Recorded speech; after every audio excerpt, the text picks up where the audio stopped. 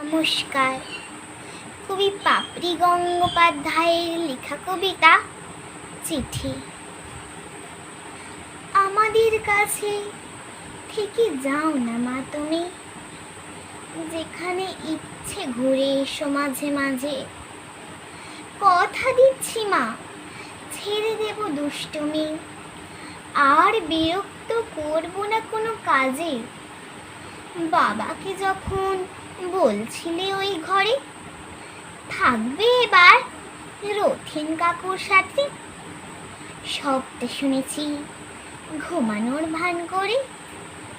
তোমরা দুজন বুঝতে না পারো যাতে, কে বানিয়ে দেবে মা আমার পেটে সজি? তাই তো চিঠিটা লিখছি কখন থেকে। অন্য কোনো মা তখন আসবে বুঝি, তার ছেলেটাকে একা একা ফেলে রেখে।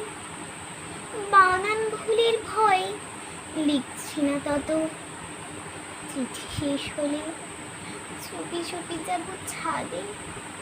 টেডিপি একটা কাঁদ বোকার মতো, বড় ছেলেটাকে সবার সামনে কাঁদে।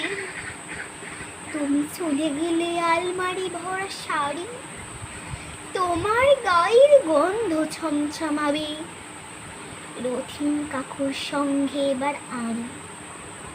ও কেন মা তোমাকে পুরোপুরি নিয়ে যাবে? নমস্কার।